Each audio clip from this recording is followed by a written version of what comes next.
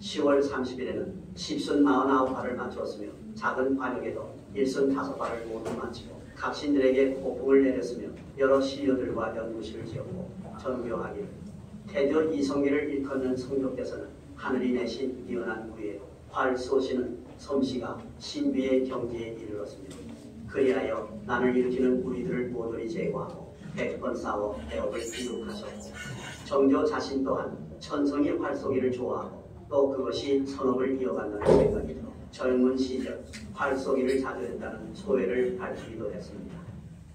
이때 정조는 십순을 쏘아 구순까지 오중을 하고 마지막 십순에서 사중을 한 것은 신하들을 배려하여 마지막 한 발을 의도적으로 맞추지 않고 허공으로 날려보낸 것이라 추측하는 전에도 있지만 다 쏘는 것은 옳지 않다며 겸양의 미덕을 보여 쏘지 않은 것으로 보입니다.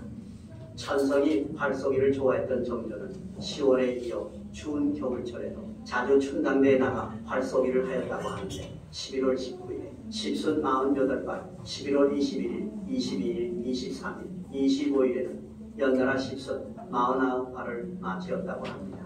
이어 11월 26일에는 영화당에 나아가 조계 문신에게는 진시, 과시를, 선정관에게는 감과 활쏘기를 시험건 후 정조가 진이 활을 쏘아 연거 후 명정시키고는 제신들을 돌아보며 이르기를 내가 요즘 활쏘기에서 49발에 그치고 마는 것은 모조리 다 명중시키지 않기 위해서라고 하였답니다.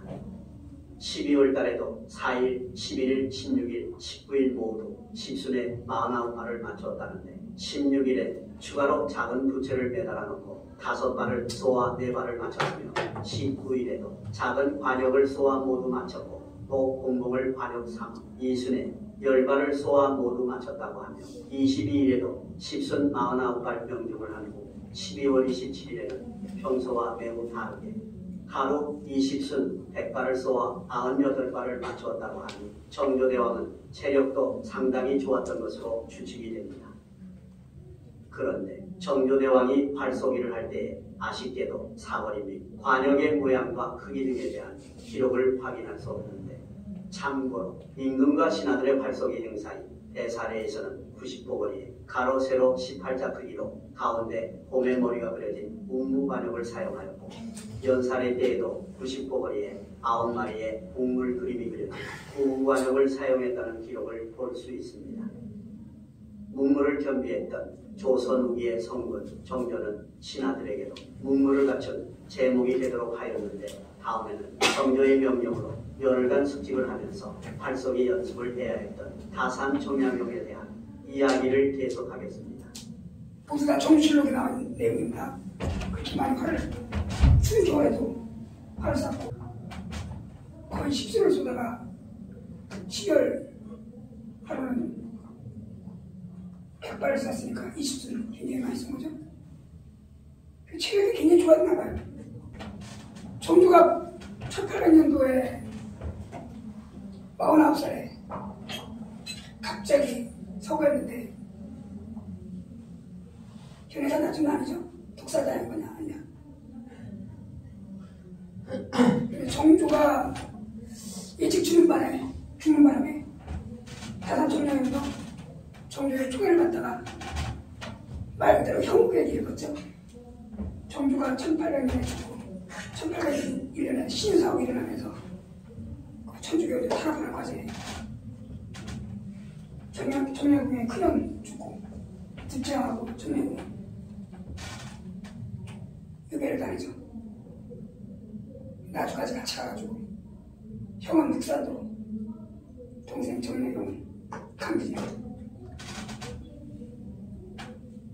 그리고 정약궁의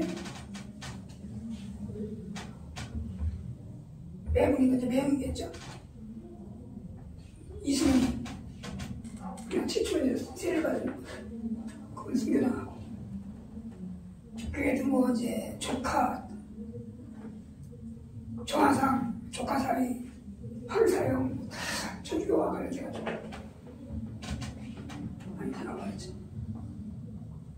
정약용은 1801년에 강기로 기왕하면서 강진에서 18년 동안 유배를 생활을 했는데 어떻게 보면 정약궁이 힘든 삶을 살았지만 정약용의 어머니가 해남윤씨로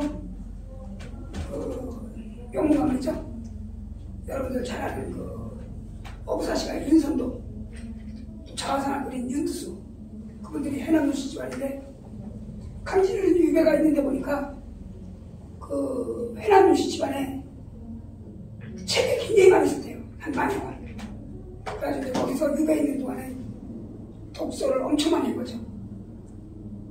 그래서 거기서 아마 성균관에서 공부하고 그의 문신으로서 가급적 활동하는 그 국가보다 아마 유배 생활하면서 수많은 책을 읽어가지고 전에도 얘기했지만 500권을 줬다고 지금 나옵니다. 그래서 다방면에 책을 줬죠. 여러분들 잘 아는 거 경생표, 오민심서, 후민심서, 화성거들할 때 거중기 관련된 책도 했죠. 그리고 이제 정약용 같은 경우 이제 그 당시 우리나라 쪽은 다 그렇겠지만은 군함배를 뒀다 그래요. 육남 3년을 줬는데 어릴 때 다 잃고 2남 1남만 컸어요. 그래서 대부분이 자녀가 그 당시 천연두로 죽은 걸 추정을 해요. 천연두와 홍역 관련 책도 조선하고 굉장히 그것도 좀 괜찮은 책인 걸로 의학에서 보는 것 같아요. 그리고 이제 강진의 유배 가는 동안에 수많은 독서를 하고 수많은 책을 조습을 했는데 그때 이제 아들을 이제 어릴 때 자식들이 다 죽고 2남 1남만 남는데 그 2남 저 아들한테 편지를 자주 보냈다 그러는데 거기에 편지 내용에 독서를 하라 그 내용을 많이 강조했다고 해요. 독서만이 우리 패족을 면할 수 있는 그 다음에 자기들이 봤을 때 패족으로 본 거죠. 어린 아들들한테는 독서를 열심히 해가지고 학문을 갖거라 하면서 그걸 편지로 자주 얘기를 했다고 해요. 그런데 다사는 18이라는 숫자하고 참 많이 연관이니까 1801년에 강진이 유배 가서 1818년까지 유배를 생활했어요. 18년 동안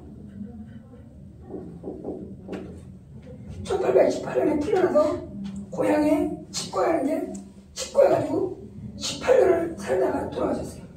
1836년에. 그리고 18년에 제자를 떴다고 해요. 18년 유배 생활. 18년 고향에 들어와서 칩거하다가 그리고 제자가 18년. 그래서 다산 정약용의 활속이 좀 실록하고 다산 신문집에 기록된 걸 한번 봅시다. 정조 실록에 있는 기록입니다. 궁정에 나아가 초계 문신에 대한 시와 시사를 실사하였는데 여러 문신들이 대부분 화를 쏘지 못하니 시험을 중지하도록 명하였다. 이에 여러 문신들에게 무화관, 구경, 훈련원 등에 나누어 숙직하면서 활쏘기를 기도록 명하였다. 실록에 기록이 되어 있는데 다산 문집에는 또 어떻게 기록되어 있냐. 근데 단풍정은 그 당시에